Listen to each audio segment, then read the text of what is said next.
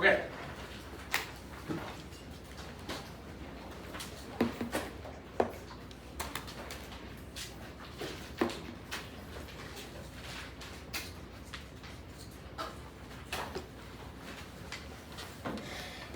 First, a correction from yesterday.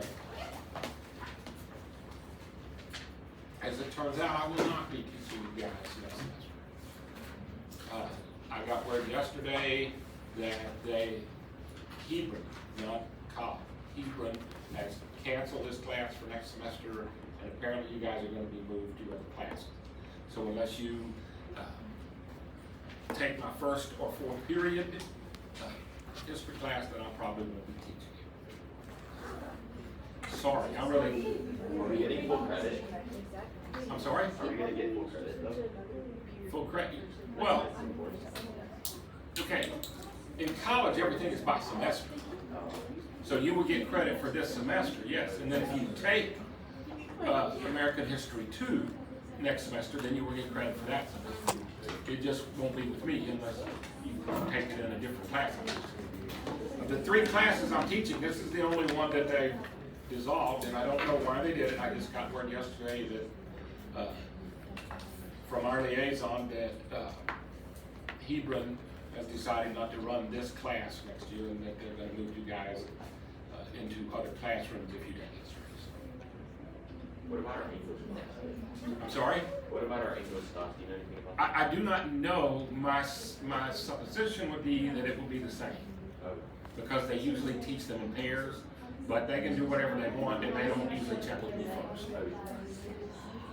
Any questions?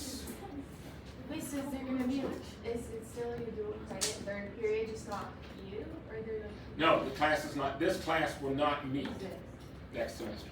They're gonna dissolve this class. So where does our money go that we paid for this? Okay, you only paid for this class through one semester. Oh, okay. Oh, I get In it. college, you do things by semester, not by year. Okay. So you will get, I will be here the rest of this semester. I will see you through this semester. The next semester, apparently they're going to dissolve this class, and if you know, you guys will be sent somewhere else.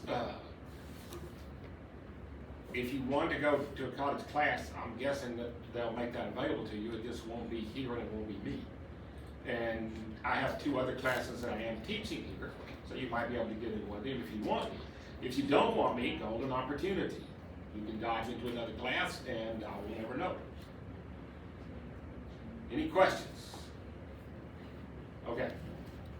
Try not to be too brokenhearted. Okay, we looked last week, on Tuesday, we looked at the colonial era, the colonial wars, those sorts of things.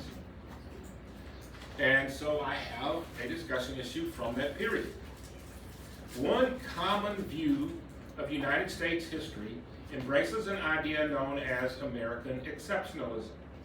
This is the belief that because of unique aspects in American history, Americans think and act differently, more independently, more capably than other nations. Is that view of American history correct or incorrect, and why? Oh, I am so sorry. Yes, if you will take a second, if you want to bring your recorders up, you may do that. Thank you for reminding me.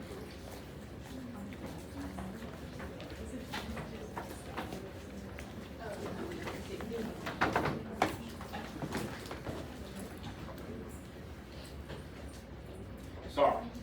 And now the question.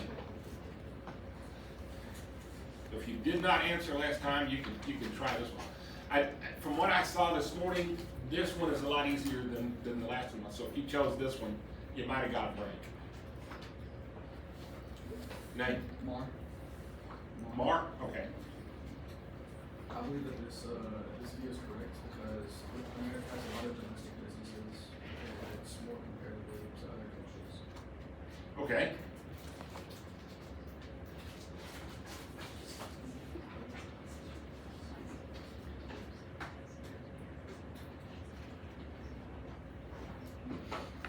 Okay, talk to me. talk to me. Yes, Yes. go. I also think it's correct because, like, you know, on an individual level, a lot of Americans tend to think of themselves as, like, because they're in America, like, they're Americans, that they're, like, better than those around the world. Don't you? I do believe America's the best country in the world. I do believe that. And I believe that that's why that millions of people try to get in legally and illegally every year. Because it does offer more. In the back. Mac, Okay.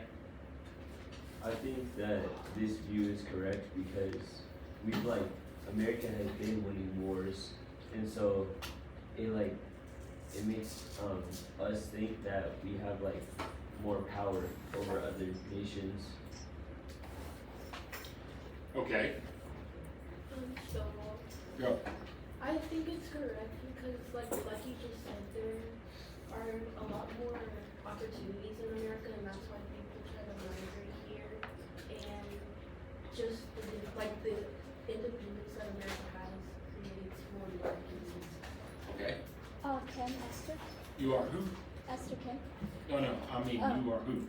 The Oh, makeup. I'm Bambi. Bam. From Okay. Disney World. Okay, go ahead. I think it's correct because we went into, like, what he said about, like, winning wars. I think it's more like we thought we should be independent, and so we, like, went to wars, try to gain our independency, and we went through, like, rebellions and stuff against, like, England and stuff, so it would gain independence in a way. Okay, Turner. go.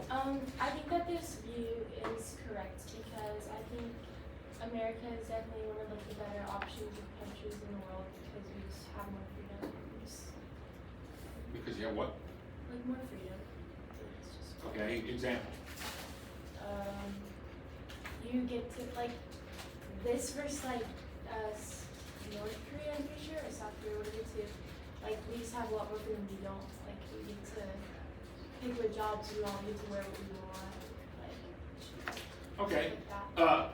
South Korea is, it's now about as open as we are. It's as democratic as we are, but that wasn't always the case. During World War, during the Korean War, it was a dictatorship also. North Korea is about the least free country in the world, so that's a very good what I was point. talking Yeah, that's a very good point. In the very back, Jacob? go.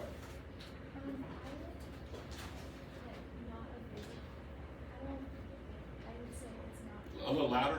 I would say it's not correct because a lot of the American history is based on people coming here based off of like religious or economic issues. So I feel like they're dependent on America or like what it offered. They weren't really independent. They were like dependent on resources and opportunities that are provided by them. Okay. And they survived. And what did you say your name was again? The last name was Jacob. Oh, okay. Somehow I have you out of place on my list. Little thing. Go.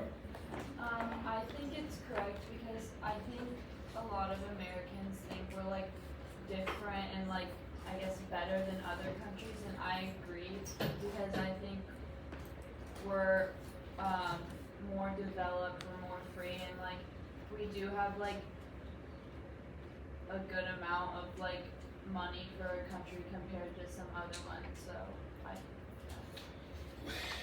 We are by far the richest country in the world as a country. Our standard of living, and this is in support of what you say. I'm not disagreeing with you, I'm supporting you. The other countries have a higher standard of living, but that's largely because we pay the bills for those countries in a lot of places, so they don't have to pay their own way, which I think is a great idea, but we do it anyway. Kim? Okay. I think it's correct, but like just as what she said, like you get resources from like other places, but like as you said, America is like one of like the richest nations that we can like I guess like source ourselves and we can like rely on other. Okay. Smith. Okay. I agree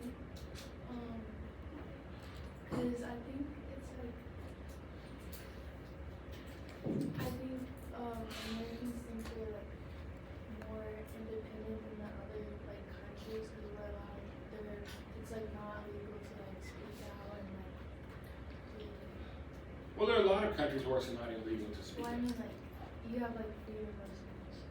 But there are a lot of countries that have freedom of speech. Most of the countries in Europe have freedom of speech. Canada has freedom of speech. Australia has freedom of speech.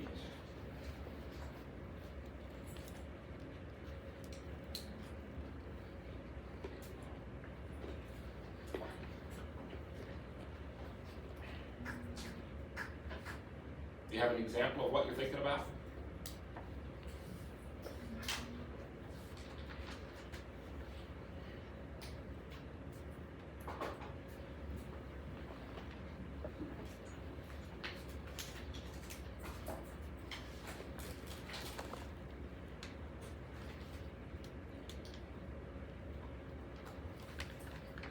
Well, I mean, I guess like more, it's like more open here, like other countries are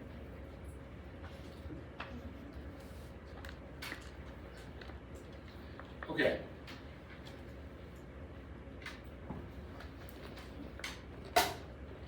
What about at the time people came over, which is kind of really what I meant to get to anyway. When people first started coming over here, did they come over here because they wanted to be different from other countries, or what? We talked about it on Tuesday. I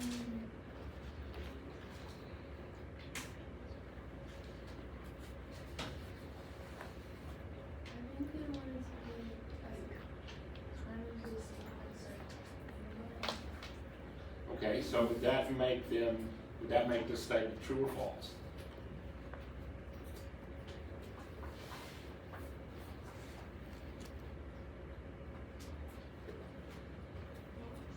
Very good. Who else has nothing wrong? Either last time or this time?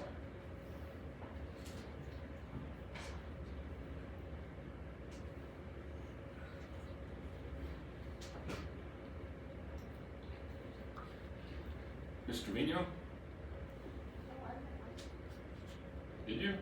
I don't show you. Okay. And Ms. Franco?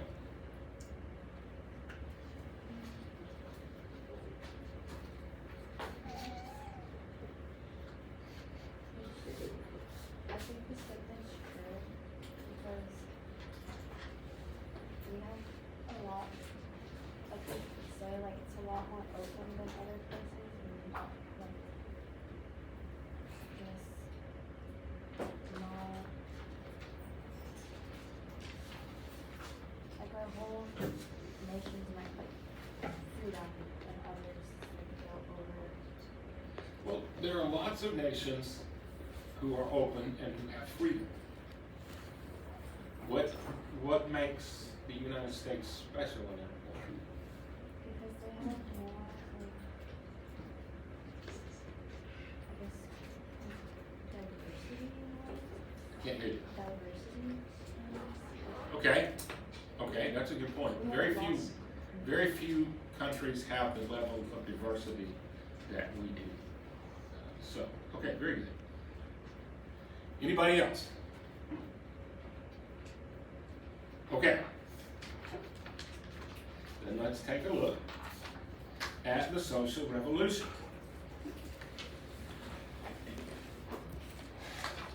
We are going, next week we're going to talk about the political revolution, and that's when we're going to talk about things like the laws and the historical events, particular events and things like that, that led from the end of the French and Indian War to the beginning of the American Revolution. What I want to talk about today, though, is not the fact type stuff, but the way people were thinking, what they believed, how they reacted, what the differences between the American view and the British view was, what the difference between the Patriot view and the Loyalist view was, and some of those kind of things. So, the end of the French and Indian War changed everything in America, brought a whole new reality to the Americans for several reasons. The biggest one probably is that the people who lived in the British colonies have been surrounded by French. And you always have to bear in mind when we talk about England and France during this period, they've been at war since at least 1066. I mean, there wasn't a declared war all the time, but during the times that they weren't actually fighting, they were just building up their forces so they could fight again. So there'll be a period of about 750 years, and this is toward the end of that, when they were almost always at war. That put the colonists in a very bad position because they were surrounded by French. And if anything broke out and the word got to the French before it got to the Americans, they could be attacked very easily, possibly even overrun. So they were always afraid of the French, worried about the French, that that something might happen and they would wind up serving a French government. And it's not that they hated the French on a one-to-one level. In fact, most of the upper class spoke French rather than English. And it was not uncommon for people from England to go over to French and live for a few years and that sort of thing. The problem between England and France was purely economic. Both of them wanted to be the richest country in Europe, which at that time meant the richest country in the world, and both of them had to make sure the other one didn't if they were going to. The problem with the people, the reason the people were afraid of French, is because they did not have those guarantees, the shared government, the guaranteed rights, individual rights. They did not have those kind of guarantees. France did not. So to go under a French government meant you changed your religion to Catholic, and you changed your way of life to an autocratic one where you could be arrested basically because somebody more powerful than you thought you should be arrested, and you had no rights, no way to protect yourself from that kind of thing. They were scared to death that this was going to happen at some point. And, the French tried to do it on several occasions. Once they were gone, that fear was removed. When the French were defeated, so were the Spanish. And the Spanish had controlled Florida, but now Britain controlled Florida, and all of Spain was west of the Mississippi River. You can't bring an army through all of that forest and over the mountains and all of that stuff. At that time, I mean, you could now, they have roads and all that kind of stuff, but at that time, that was pretty much impenetrable for anything like a large enough force to make war on the United States, or the colonies, in a major way. So they were feeling pretty safe. And it also solved the Indian problem. The reason that the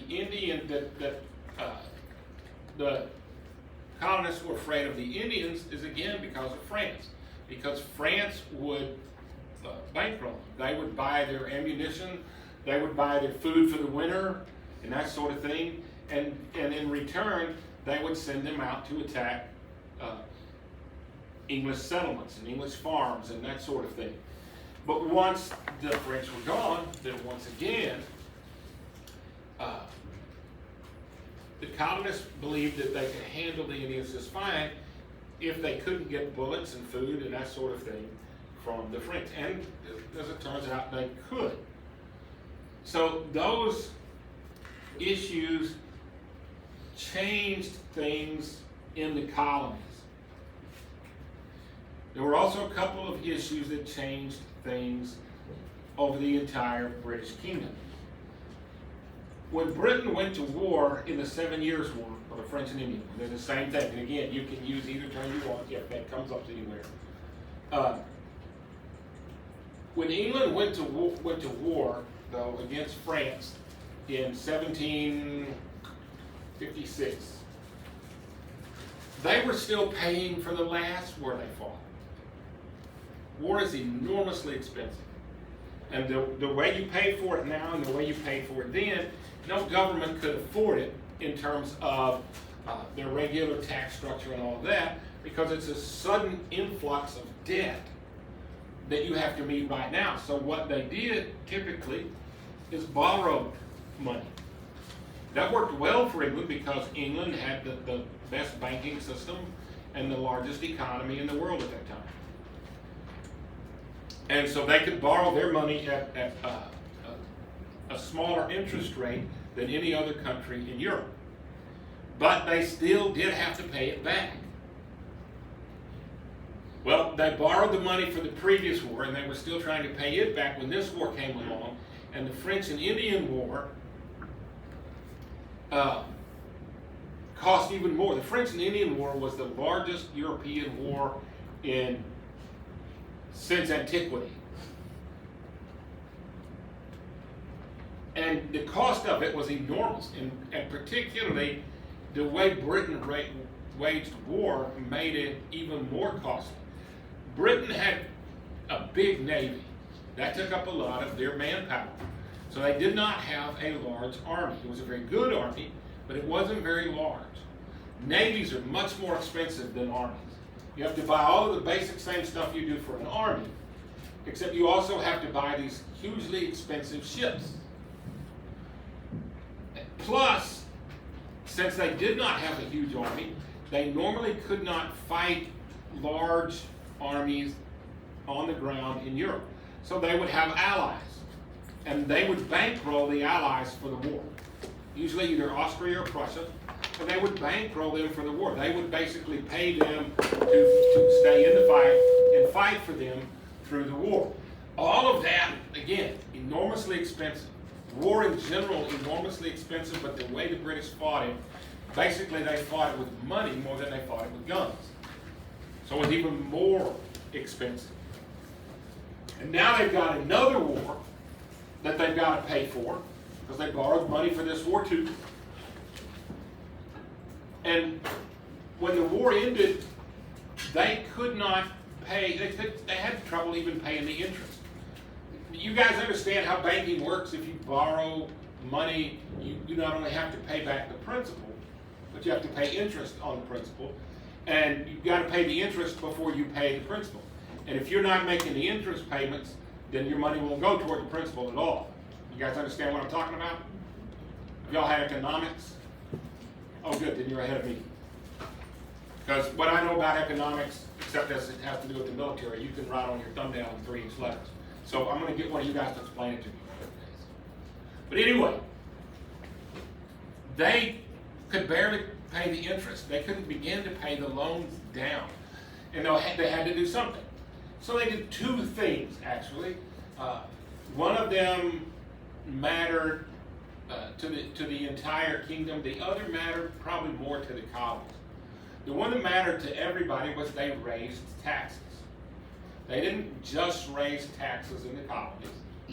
They raised taxes across the whole empire. The people that lived in Britain had to pay just as big a tax increases as the people who lived in America were being asked to pay. And the people who lived in India and everywhere in the Caribbean and everywhere else. Taxes went up everywhere. That's a pretty standard thing after a war. To help pay off a war is to raise taxes. In fact, whoever teaches you next year should talk about the fact that George H.W. Bush lost the presidency for that very reason.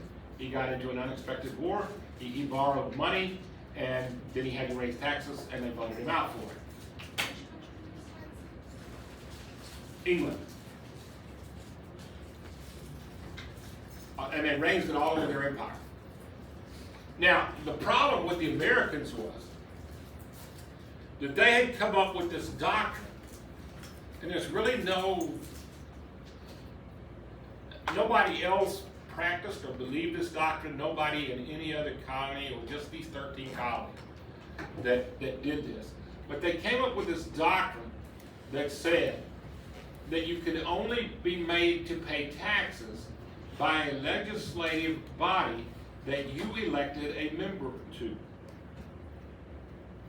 The colonies did not get to vote on a member to Parliament. So in their view, Parliament could not tax them.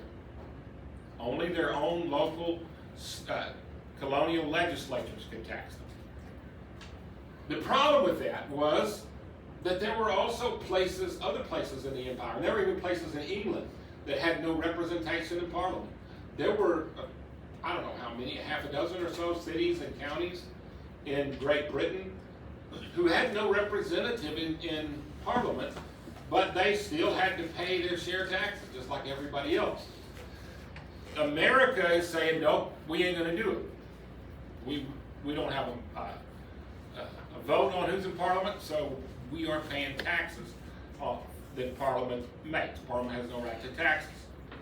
So somebody came up with the bright idea of saying, okay, we'll let you have a member in Parliament. We'll give you a member in Parliament, and the colonies can elect a member in Parliament.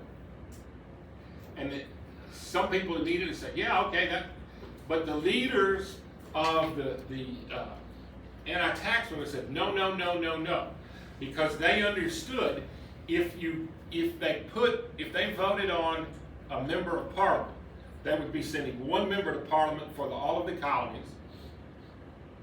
And there were like 200 people in the House of Commons. They would be voted down on every issue. But now they could not say, we don't have a member in Parliament, so they would be expected to pay the taxes. So they're going like, no, no, no, no. We don't want that. We pay taxes as they are levied by our legislature. So Britain said to them, fine, we will tell your legislature how much money we need from you, and they can raise the taxes in whatever means they see fit. And the colonists' basic answer was, yes, if they see fit. But just because you ask for the money don't mean we're going to vote to give it to you. So there was an ongoing, never-ending issue over taxes. And that's what actually started the revolution. And we're going to talk about that more when we meet next week. The second thing was smuggling. The best way I know how to put this is like smuggling was America's national sport. Everybody was involved in smuggling. Smuggling was to America what soccer is now to England or France or some of those countries.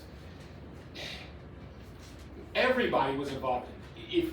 Even if only because they bought smuggled items, they smuggled it out. The way the system worked, England wasn't supposed to trade with, America wasn't supposed to trade with anybody but England. Okay? They got raw materials, they sent them to England, England manufactured them into finished products, they sent them back around the world. They had to be sent on English ships, they could only be sent to England. Very few factories were allowed in America.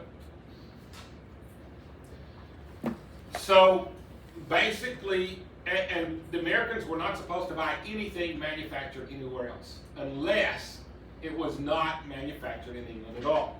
Well, there were a lot of other countries who would sell us stuff cheaper. And so we would buy it. And there were other countries who would pay more for some of our natural resources. So we would sell it. It was like the national pastime.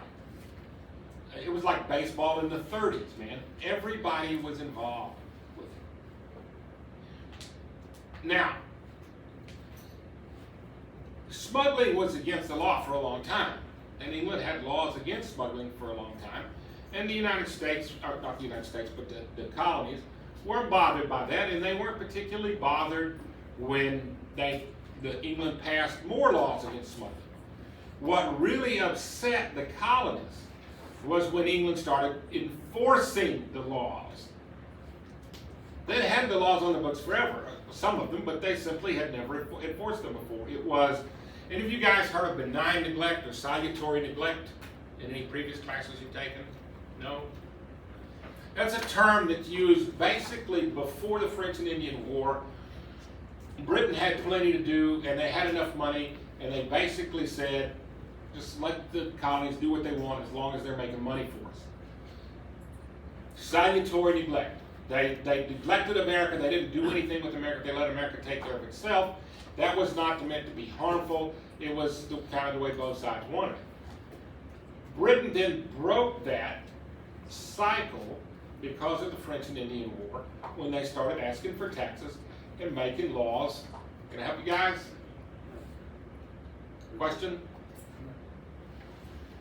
And they started making laws about smuggling, and then started trying to enforce them. So those were the two things that upset America. Now, the colonists complained bitterly about the tax issue. They wrote petitions, they had demonstrations, there was constant stuff in the newspapers in America, frequently stuff in England that Americans wrote and sent to English papers. But they couldn't say too much about the smuggling issue, else they'd be pinpointed as smugglers. If you stand up and say, I think it's wrong for Britain to try to stop us from smuggling, who do you think England's going to look at for smuggling? So they had to keep kind of quiet on that one, but believe me, that one ticked them off just as much as the taxes did. And they would react to that down the road in much the same way. I have a video. This is sort of not directly about anything in the lesson. This is a British comedian.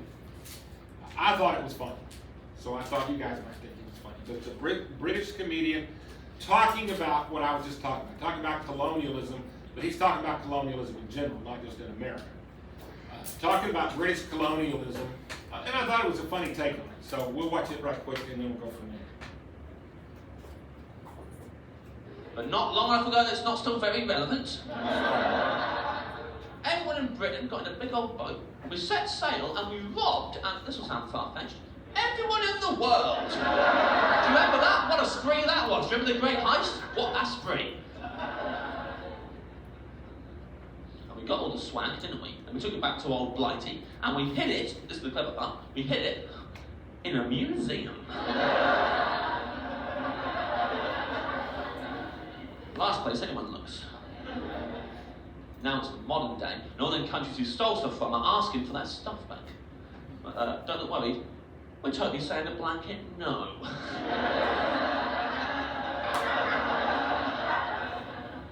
Now, a few of you are sitting there, I can see your angry faces like, so what? Finders keepers, shut up! And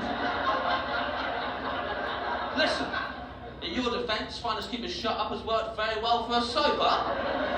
Yes, all those have knocked it out of the park, finders keepers shut up. But even you got to admit, like, if someone stole something off you as an individual, it's your favourite thing, and they nicked it, and you knew who nicked it, by the way. For a fact. Not a hunch.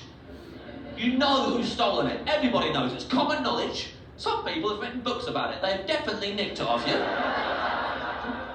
You go to ask for it back, and they're just standing there. They're not even running away. They're twice your size. They ain't scared. They haven't even bothered to hide it. They've done the opposite of hiding it, actually. They put it in a glass display case. It's lit from 7 different angles, real clear what it is. There's no dispute it's the same thing that once belonged to you, because there's a plaque next to it. It says exactly what it is at the top of the plaque, and then a paragraph underneath about how important it is to you and your culture. You'd be forgiven for thinking, I'm pretty sure they haven't got a leg to stand on here. Probably going to take this home today. They must have been so confident, all them countries when they asked for their stuff back. Walking up to Britain, saying to their friends, wait in the car, I don't even need you. You're back in a jiffy, mate. Hey man, a while ago, a lot of your ancestors stole loads of stuff from my ancestors. Yeah, I'm here to take them home. Let's right this wrong. What do you say? They must have thought the British person at the door was going to go, absolutely, you can have them back. We stole them, after all. But instead, we went, I don't think so. We're still looking at it.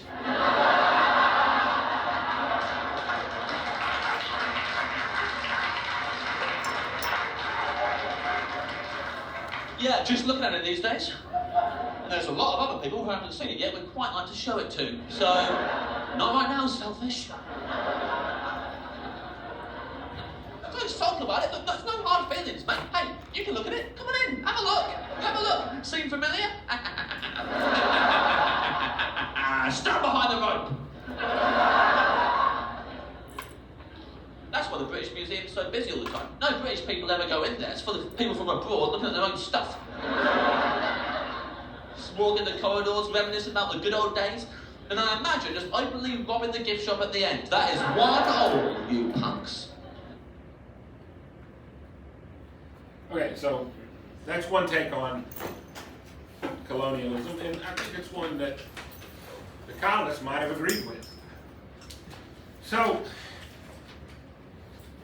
it's important to understand the relationship that the colonists had with England, and we talked about this some before, but we're going to talk about it some more now. The colonial view of the relationship with Britain is that the colonists were British subjects with all the rights and all of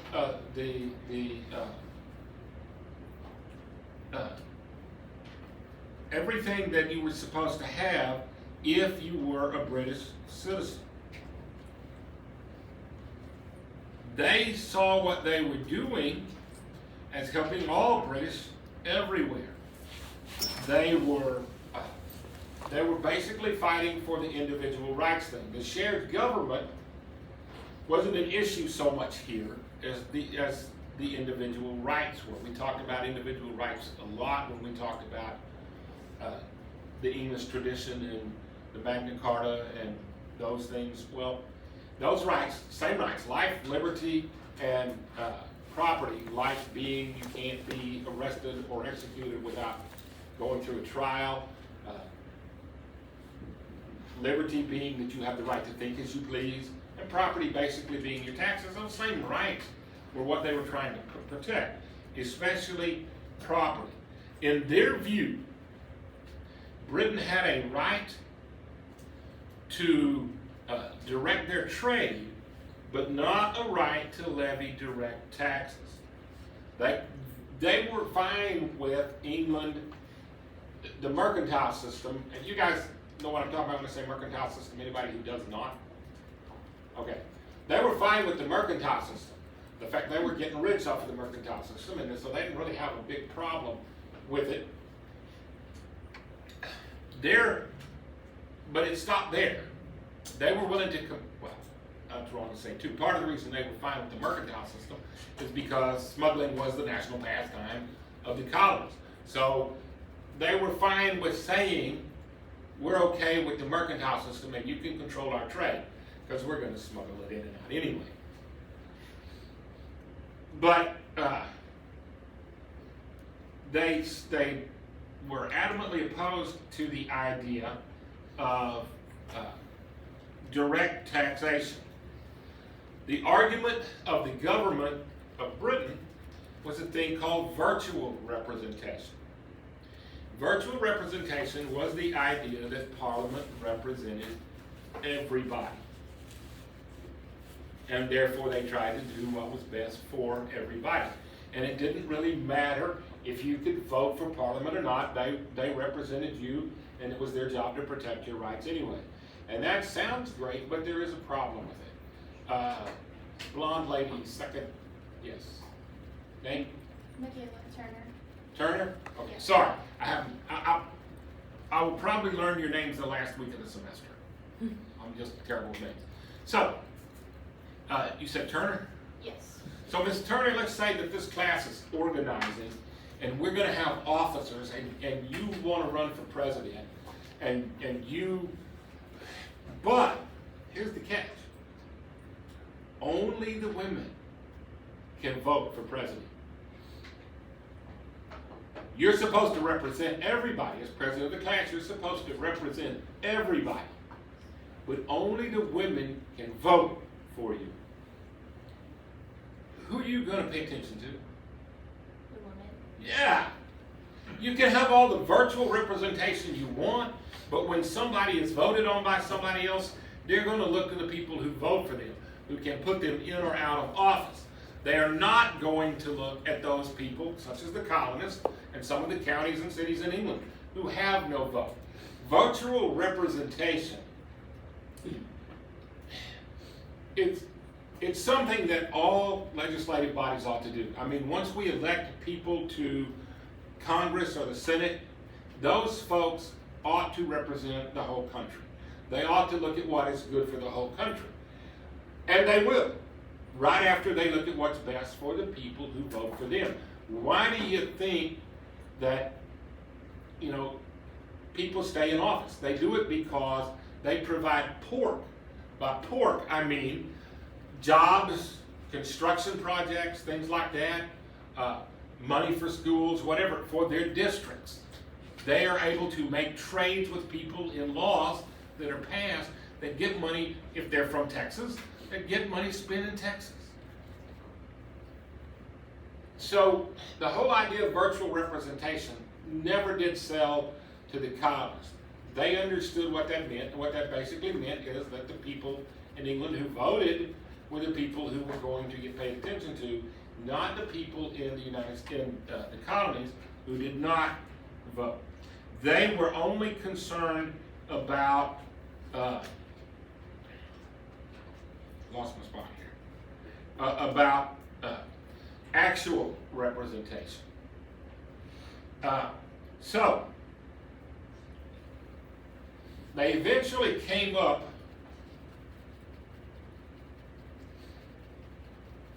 with this term: no taxation without representation. The first guy to say that was James Otis, James Otis. I don't remember if there's anything on the quiz about him or not, because we're also going to talk about him. We're going to talk about him a lot more next week. But James Otis was the first guy to say no taxation without representation. That caught on, and that became the mantra for the colonists. And it, in fact, was sort of an informal first declaration of independence. Not in the sense that they were declaring themselves not a part of England anymore, but in the sense that they were big enough they could make their own decisions and they could do as they pleased. A number of historians, and not just historians, but people back then, John Adams was one of the people, maybe the first person to say this, say that the whole problem with the Americas is the fact that they grew up, that they were big enough. And I mean, there were like 3 million Americans, 3 million colonists in America at the time the American Revolution started. There were countries in Europe that were less than half that size. They simply got big enough that they could take care of themselves and make their own decisions, and they didn't need to be running to England for every little thing. A good example is my oldest son. When my oldest son left home and went to college, he never moved back. My youngest son moved back a couple of times for short periods, but my oldest son, when he moved off and went to college, he never moved back. And if he had had his way, he would have moved out 2 years sooner. We didn't have any problems or anything like that. That wasn't the issue. It was just simply that he was ready to be on his own and make his own decisions, and it was time in his life for that to happen. That same thing is kind of what people think was going on in the colonies, that they had been making their own decisions for long enough, and now they were big enough and strong enough, especially with France removed and the Spanish pushed away. They were big enough and strong enough that they could do that they could make their own decisions.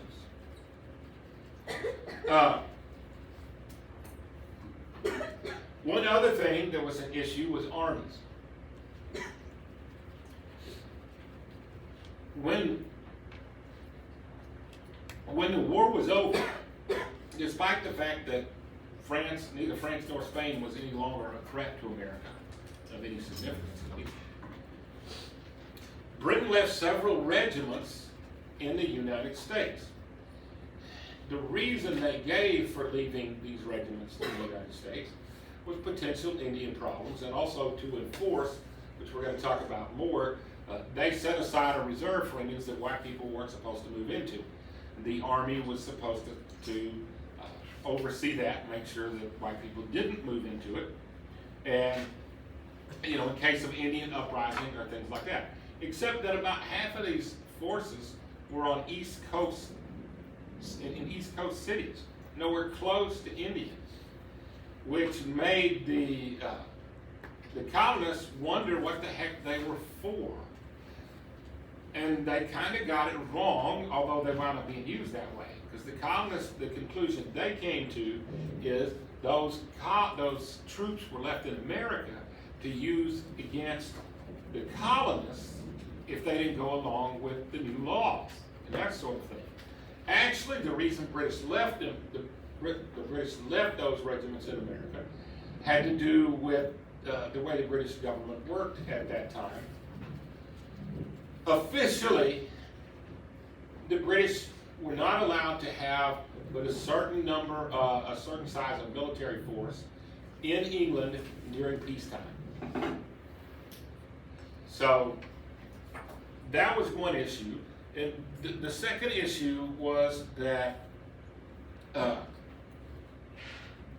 in the English government, there is this system, everything at this time, everything was done on the barter system. I give you, I support you when you run for Parliament, and or when you run for Prime Minister, and then you give my sons commissions in the Army, or teaching positions at a university, or whatever it is. Those kind of trades ran the British government, and they harmed it greatly because good candidates were often not the ones who had the means to make the trades. But that's the way it was done at that time. Those colonies, those military units in America, all of them had sons of important people in them. They couldn't bring them back to England or they would have to disband them. And that they had no other regiments that they could put those wealthy kids in. So they just left them in America. And that's the reason they really did it. But they can't come out and say that because that's corruption. And corrupt as the government might have been, it wasn't really foolish enough to come out and say, okay, we can't do this because our government is corrupt and we make deals for these people. So they just kept their mouth shut about it, and the Americans leaned toward the idea that they were doing it so they would have people there to use against them.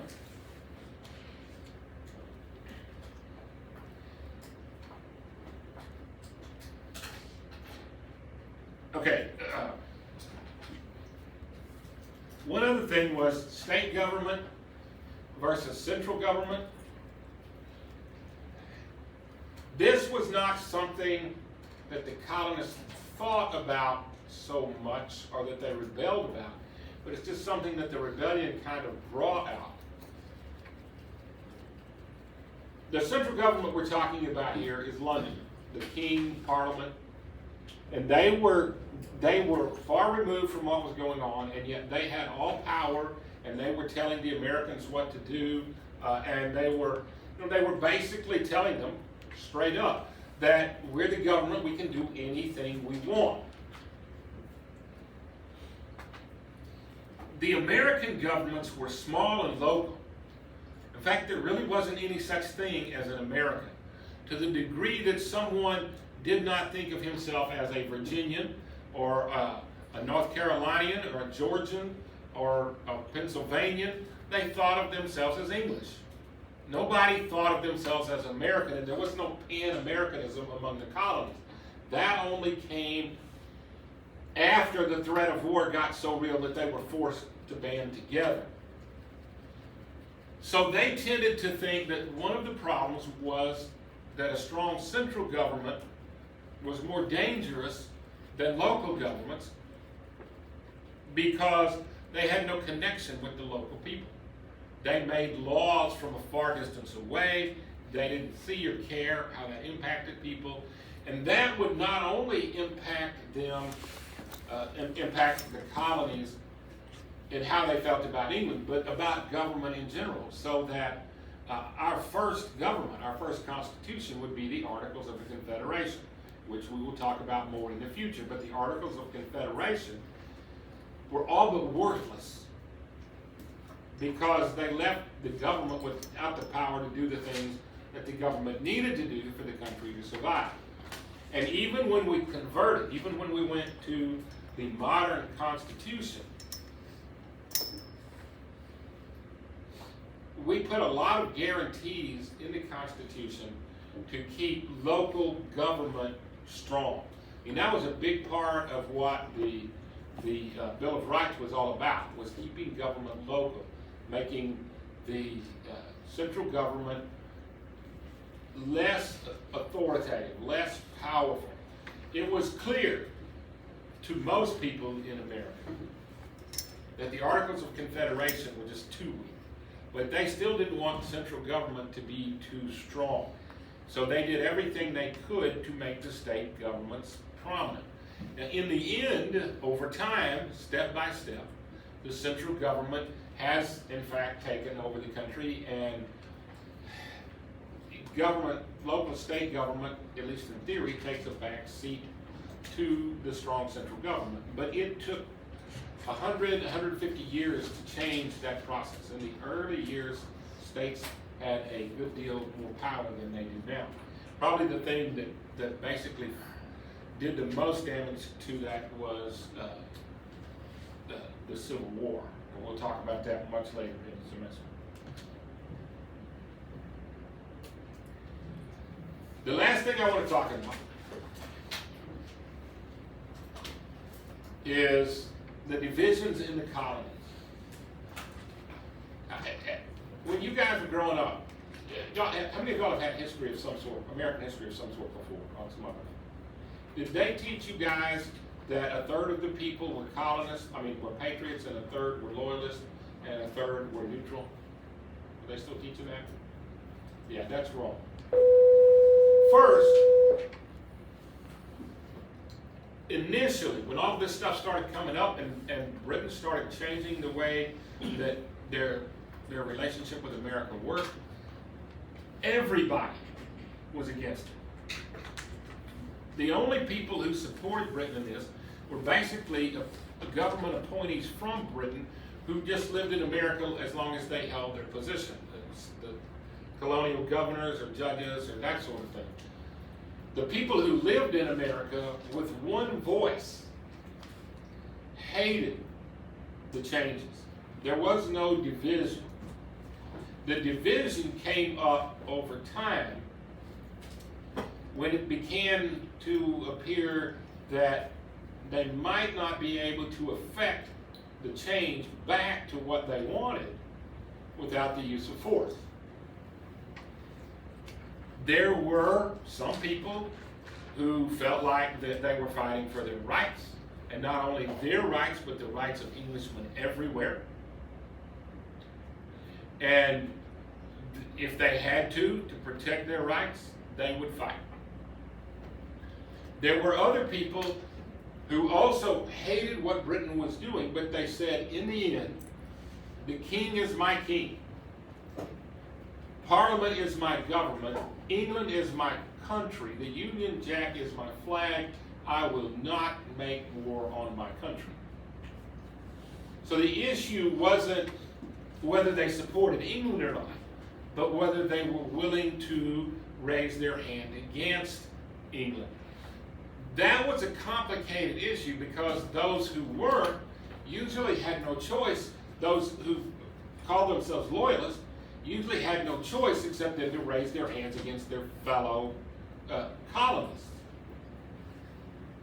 There was, if you sided with one or the other, you were still going to have to use force.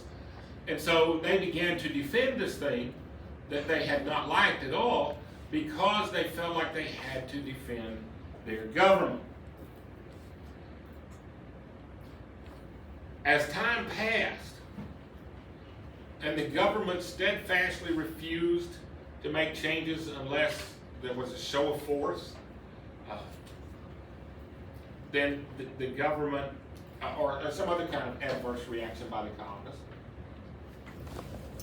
people began more and more to move toward the side of the patriots.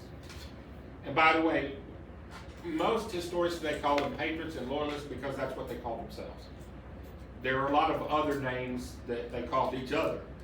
but basically the loyalists call themselves loyalists and the patriots call themselves patriots, and you gotta call them something, because they were all Americans, so you can't just call them Americans. So that's why we use those terms. Patriots were the people who supported the Continental Congress and were against England and would fight. Loyalists were the people who were against what England was doing, but they would not take arms against their king. As time passed and it became clear that Parliament wasn't going to give in on this, more and more people shifted toward the patriot view of things. That when they were forced to make a choice between either giving up the things that they believed in or fighting, more and more people began to choose fighting. But it was still kind of up in the air until the Boston Tea Party. We're going to talk more about the Boston Tea Party and about the coercive acts next week, but basically, you guys all know what the Boston Tea Party was, right? They threw the tea into that cost a lot of money for the company that owned the tea, and a lot of tax revenue for England, and that was the thing that made war inevitable, was the Boston Tea Party. The response, the initial response of the British government was a set of laws called the Coercive Acts. C-O-E-R-C-I-V-E. C-O-E-R-C-I-V-E. The Coercive Acts, which basically destroyed Massachusetts as a colony. We're going to talk about it again. We're going to talk about that more in depth, the specifics of it next week. But from this point on, about 75% of the colonists were patriots. Only about 13% were loyalists, and only about 11%, 12%, somewhere in there, were neutrals. The idea for a long time was that a third of the colonists were patriots, a third were neutrals, and a third were loyalists. That's not true. How do I know that's not true? Because I'm the one who did the research on it. I have a book on this subject with a publisher now that should come out sometime in the next year or so if everything goes as planned. And already there are other professors who are using my information now in their college courses. It is, there was an overwhelming number of people who supported in the colonies who supported the patriot cause. 3 times as many people as neutrals and patriots together. About 6 times as many people as neutrals and loyalists together. About 6 times as many patriots as there were loyalists. There were more than twice as many loyalists in every state. Twice as many patriots in every state as there were loyalists. In some states, such as New England, there were 90% of those states were patriots. That is the reason that we won the war. England counted on having a strong loyalist force in America, but their behavior wound up uniting America against them. Any questions on anything we talked about? Yeah. Can you just go over like a definition or something for patriots, please? Patriots were those people who were willing to fight against England rather than surrender their rights, what they believed their rights were. The easy version is patriots were people who supported the Continental Congress, but we haven't talked about Continental Congress. But patriots were the people that were on what we would today consider our side. Loyalists were on the side of the British. Wait, so England liked the loyalists better than the patriots?